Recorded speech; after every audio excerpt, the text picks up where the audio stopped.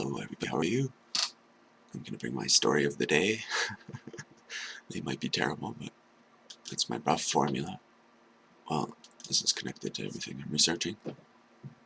There's an incident in Victoria, British Columbia, and the environs anyways, just outside of Vancouver, a place I lived briefly, in fact, Surrey, BC, a suburb of Vancouver. These two individuals they were living in a house, this house. A neighbor apparently once heard this guy here, say something about jihad in the streets, yelling. She thought he was going to blow somebody up for some reason. So, let me try to get into this. These two people, this couple who lived in this basement, were on social assistance. They were given food, apparently, sometimes by their landlady who lived up above them. He was an aspiring musician who had a record. He'd be in trouble with the law for violence mostly, I believe. Known as a emotional, yet perhaps devoted, caring in a crazy way kind of thing. Guy, wearing his heart on his sleeve probably. Not known to most people for extended periods of time. He would make himself sparse. Same as his girlfriend, Amanda.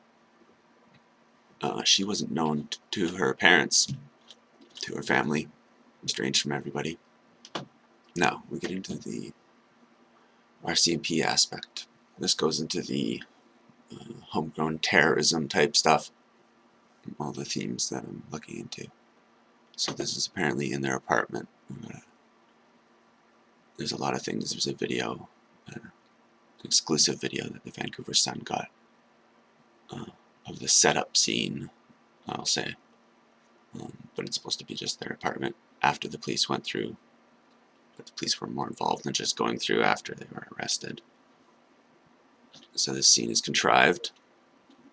This is what the police apparently found of theirs. So they were arrested for planning on blowing up the government building in Victoria, the main government building in British Columbia. Victoria being smaller than Vancouver, but a symbolic center on Vancouver Island, by the way. I was born just off Vancouver Island, between the mainland of Canada and Vancouver Island. Small place called Alert Bay, by the way.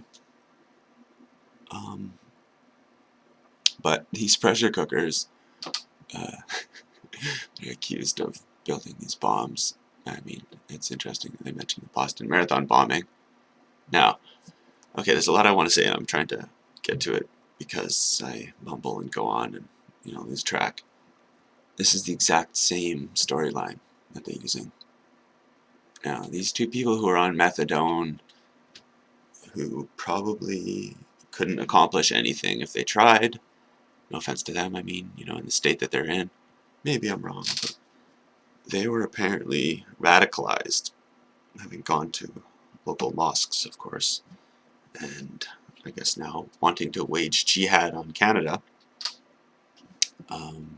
But you get into, okay, so you're like, they planned on blowing up the building. Okay, fine, let's see, what proof did they have? Well, they actually apparently went through with building the bombs and everything. Okay, so they caught them right before they planted them or something? No, well, turns out the RCMP was working closely with them. And in fact, knew that the bombs were inert, and they went so far as placing them or something. I mean, the RCMP won't give details to you. That's the funny thing. Of course, not funny. They'll completely just say, well, it's all part of the ongoing thing, whatever. It's in the courts, so we can't say what extent we were involved with them and everything. But they were literally just working with them, setting them up. And now you say, okay, why? What level of involvement do they have with them? I mean, it goes on and on, like this classic, like MK Ultra on his TV. Like, you gotta be kidding me. Here we go. Yeah, they're addicts. Okay, we get it. And then, but I mean, I'm telling you, and there's a there's a scene in the video. I won't go into it. I was going to find it, but you can look it up. Of this exclusive video, and they're apparently going through this, you know, relatively undisturbed or relatively natural scene. On the bed is the open brochure for pressure cookers. I mean, and the pressure cooker thing, again, it doesn't only just connect to Boston, where it's just a pressure cooker as well. It is hilarious that there were sources. I was going to actually tweet him, but there are some Canadian, you know, people who say they know things, researchers, whatever, some, you know, think tank kind of guys or whatever, ex-government, I believe, guy or two who were saying, it was part of the dialogue anyways in the news, that they were inspired by Inspire magazine again. The you've got to be kidding me though, right? Like the SITE, S-I-T-E, or Memory, the Middle Eastern Media Research Institute based or discovered fake propaganda, how to build a bomb in the kitchen of your mom, in the first issue that inspired the Tsarnaevs. They apparently got their information from there somehow, says a couple people. And if that isn't building a dialogue artificially, I don't know what is. Anyways, I'll leave you guys, but I look forward to talking soon.